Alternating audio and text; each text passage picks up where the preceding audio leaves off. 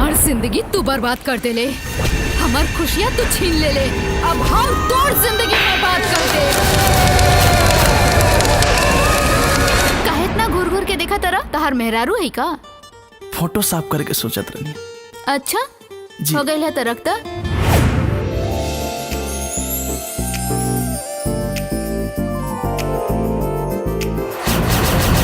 देखो ना इसे तुम नजर गड़ा के, लगता है खा जाओगे मुझको पाके।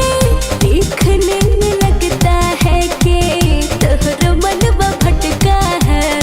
दीपक तोरा से बहुते प्यार करेले। तुझे देख के कुछ तो खटका है, दिल ओढ़नी के गोद में अटका है। ये दुनिया में केहू से हम अगर सच्चा मोहब्बत करी लेना तो सिर्फ अंजलि से। पता ना तोरा कब एहसास होगी कि हम तोरा से बेपनाह मोहब्बत करेंगे।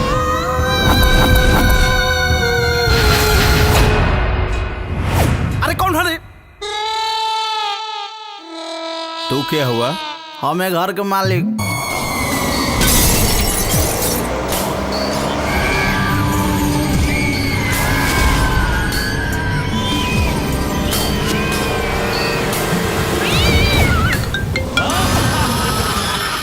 चोरी चोरी हमारा से मिले अवतारा, जान जाए के हो अपना दत्त सुधारा। आइल छोड़ो राजा रोज रात के, मन नहीं के भरत ये करे जा, राखो नसीना में से साट। ये अंजलि का हत्यारा। हम मैडम जी के हत्या नहीं के कैले।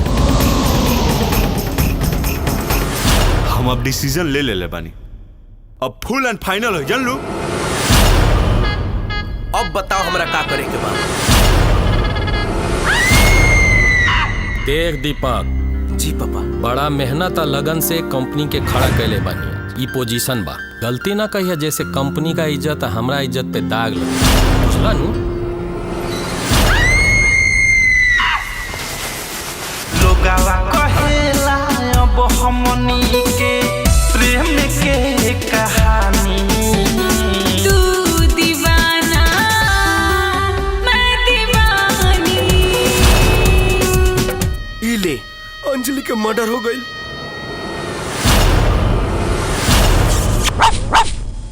बुझाता कि तोहनी सपनों ना देखे देबा हमें। कारियलिया ते हमरा प्यार के हमरे से जुदा कर देले। चल गइलू छोड़े के हमके, हमर जिंदगी वीरान हो गइल बा।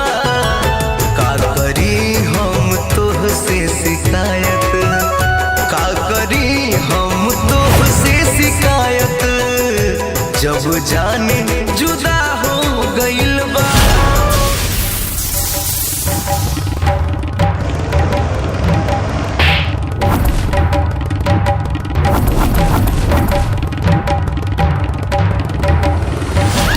अच्छा कर्म करे वाला खातिर अच्छा होली, बुरा करे वाला के परिणाम तो बुरा ही होई।